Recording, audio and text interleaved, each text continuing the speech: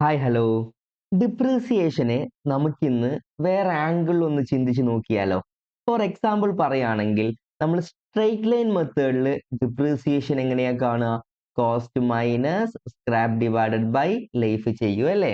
ഇപ്പോൾ കോസ്റ്റ് 12,000 ആണെന്ന് വിചാരിക്കുക, സ്ക്രാപ്പ് വാല്യൂ 2,000 ആണ്, ലൈഫ് 10 ഇയേഴ്സ് ആണ്. അങ്ങനെയാണെങ്കിൽ ഒരു വർഷത്തെ ഡിപ്രീസിയേഷൻ എമൗണ്ട് എത്ര വരും?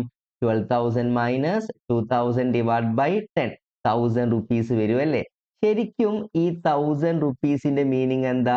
നമ്മുടെ കമ്പനി എല്ലാ വർഷവും 1000 റുപ്പീസ് 10 ഇയേഴ്സ് വരെ ഡിപ്രീസിയേഷൻ എമൗണ്ട് ആയിട്ട് പിയാൽ അക്കൗണ്ടിൽ ചാർജ് ചെയ്യണം. അല്ലെങ്കിൽ എല്ലാ വർഷവും 1000 റുപ്പീസ് നമ്മൾ പിയാൽ അക്കൗണ്ടിൽ നിന്ന് മാറ്റി വെക്കണം.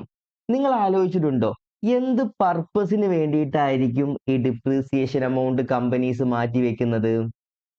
നിങ്ങൾ മനസ്സിലാക്കേണ്ട കാര്യം ഇത്രയേ ഉള്ളൂ. കമ്പനീസ് അസറ്റിനെ റീപ്ലേസ് ചെയ്യാൻ വേണ്ടിയിട്ടായിരിക്കും ഈ ഡിപ്രീസിയേഷൻ എമൗണ്ടിനെ യൂസ് ചെയ്യുക. അതായത് എല്ലാ വർഷവും 1000 റുപ്പീസ് മാറ്റി വെക്കുന്നുണ്ടല്ലോ, അങ്ങനെ 10 വർഷം മാറ്റി വെച്ചാൽ നമ്മുടെ കയ്യിൽ എത്രയാവും? 10,000 ആവും.